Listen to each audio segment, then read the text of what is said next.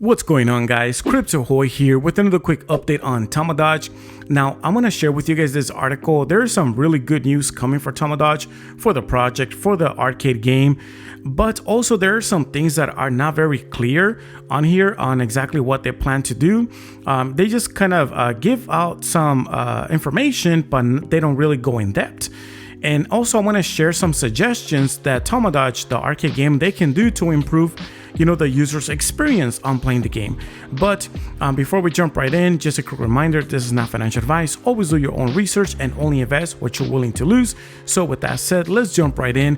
And like I mentioned earlier, as you guys can see here in this title of this article, it says Tamadoge adds gaming heavyweight John Bishop as CEO as Tamadoge token pump amid wave of activity.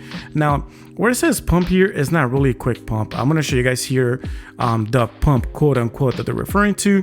So this news came out like in early February 2nd. So the price was like in the low 1 cent, 1.5 cent, and it has I guess it has pumped a little bit, but I would call it more of a blip, not really of a pump, because it's still very, very low in comparison to what it was a few months ago. As you guys can see here, right here showing that it was like a 10 cents, 11 cents. It went even as high as 20 cents, but right now is at 2 cents, barely right like at below 2.5 cents. So yes, it has increased, yes, it has improved, but not significant. So we just have to keep that in mind. It has gone up, but it's not really a pump. It's more like a blip in my opinion.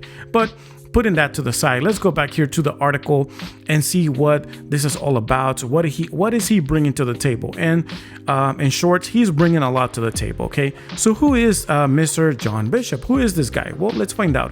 In 2 paragraphs, it says John Bishop is an industry heavyweight who will bring a wealth of experience to the role, having previously held senior position in fintech, crypto, and gaming, working for companies like eBay, PayPal, Coda, and Outright Games, the world's largest publisher of children games.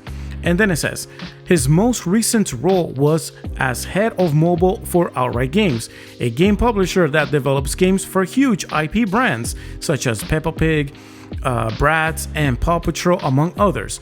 And he was previously marketing director for Huobi Global, the world's 3rd largest crypto exchange.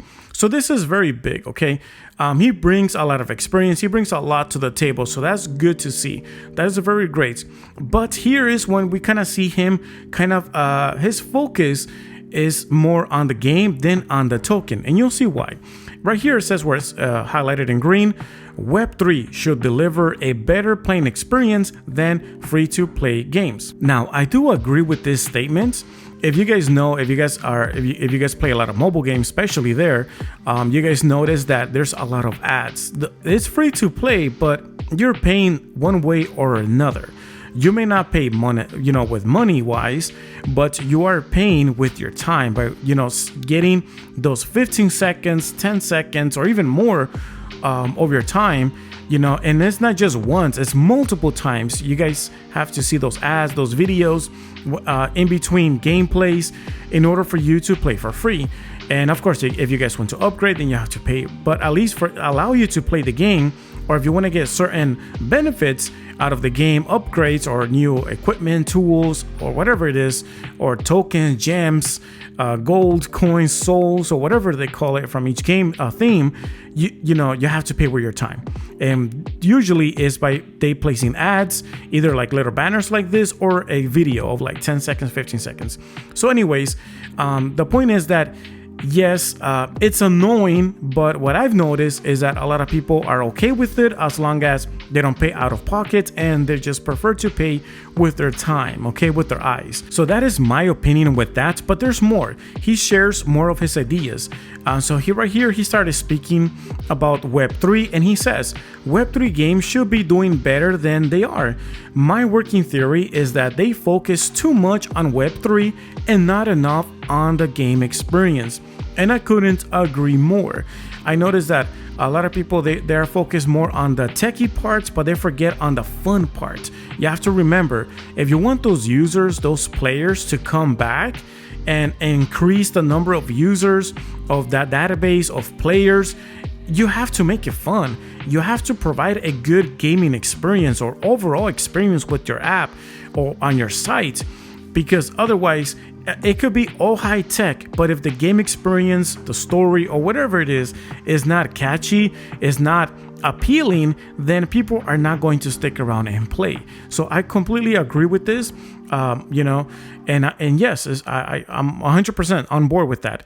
But then here is when things also kind of shift a little bit. And then he says, not only can Web3 gaming match up the free-to-play, or right here there's a typo, it's supposed to be free-to-play, I suppose, instead of free-to-pay. Doesn't really make much sense, I guess. But anyways, let me read that again. Not only can Web3 gaming match up to free-to-play, the dominant gaming revenue model of the last 10 years or so, it can be better for the user. Okay, and then he says Web3 presents new innovative monetization models that aren't in conflict with the user experience like free-to-play is, meaning the dream of strong revenues and great player experience is possible with Web3 gaming. Now, this last paragraph right here, it sounds good right on paper.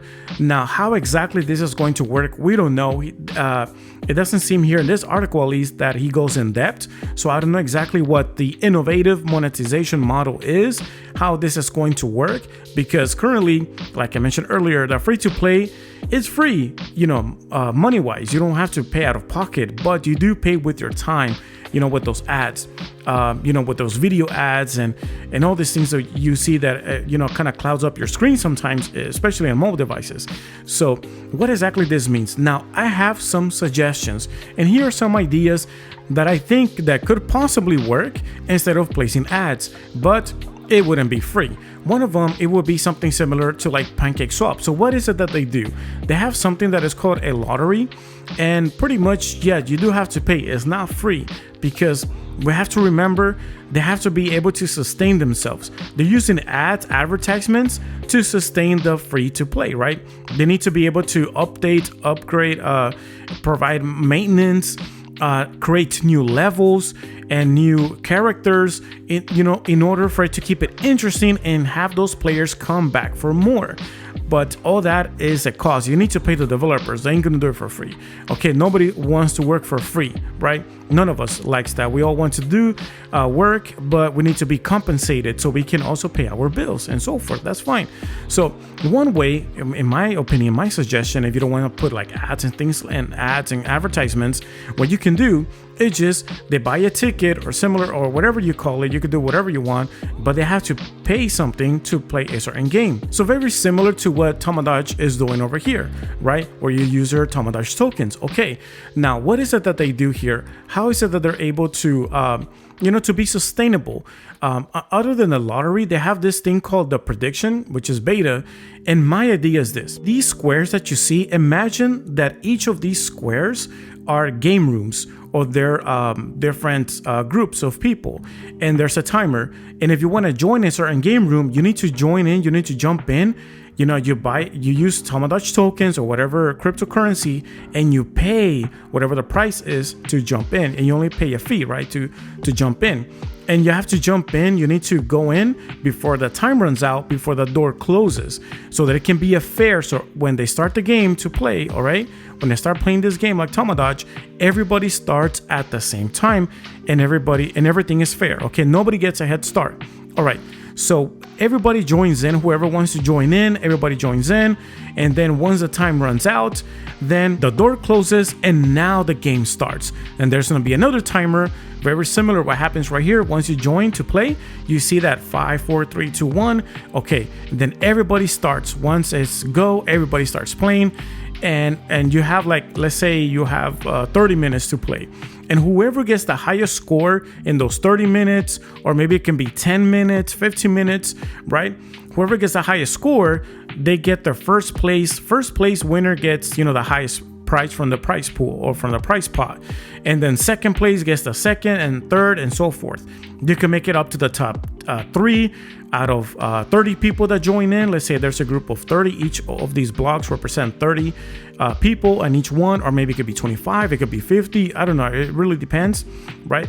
But that's the idea, right? This is just like, I'm just sketching out a thought here, and then that way, you know, from the prize pool, wherever people bought, that's the money that's going to be used, that, you know, when they pay to jump into the game, to play the game, you know, a portion of that pool is going for the winners, the top 3, top 10 or whatever, and then the rest are going to be used to pay the developers, right? That's, you know, they're not going to work for free, so that money is used for what? For the maintenance of the sites, the maintenance of the game. Is going to be used for to make more improvements, adding more characters, adding more levels, and so forth.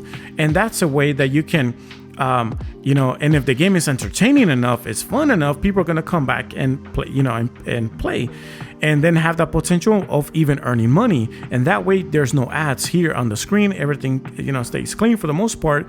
Or you can even do a combination of both. And that way you don't have to charge so much for the player to play the game, because you partially pay with advertisements, similar to Hulu. You know, there's a subscription plan, but if you get the cheapest one, then yeah, you have to watch some advertisements. But if you pay the premium, then you don't have to pay or watch, better yet, you know, those advertisements, because they're paying more to avoid watching those ads. So I hope, guys, that was kind of clear here on what my idea is. I'm sorry if I just kind of talk too much, but I think that if they were to do something like that, I think that would be an innovative monetization model, where if the game is entertaining and fun enough, people already have tokens, they use that to pay, all right? And then they're able to play, and the top 3 of that group, they win the prize in that moment, okay? You don't have to wait a month to choose a winner, or, you know, to choose the top 3, the top 10 out of a whole month, how currently is right now with Tamadoge. Because of Tamadoge, you have to wait a whole month.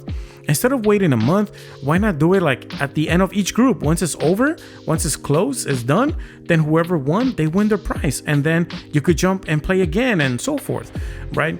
I think that's a better approach, and that's going to keep people more interested in coming back to play the game, instead of having to wait for a month.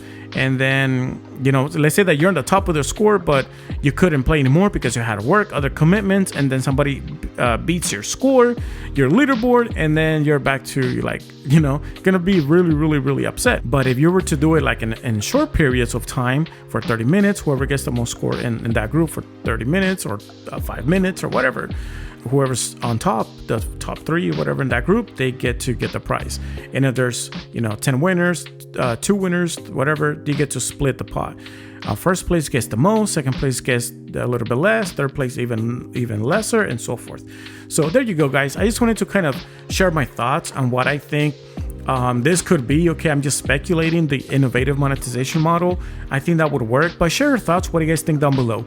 If you guys agree to play for free and you guys don't mind those ads that they pop up, those videos, and if you guys prefer to play that way, you know, share your thoughts down below. Or if you prefer to pay money, right?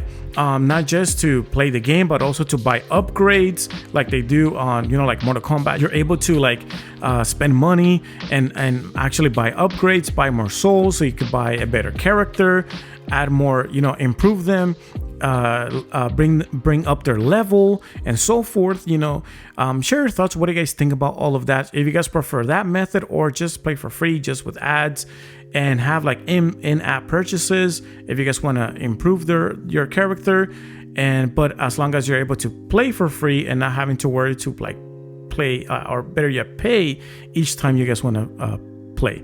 Sorry about that, guys, but yeah, share your thoughts down below. All right, guys, thank you so much for watching. If you find this video to be helpful and informative, make sure to give it a like and subscribe if you haven't done so yet, and also activate that bell so you never miss another update on Tamadoge. Check out my other videos, and I'll see you on the next one. Peace.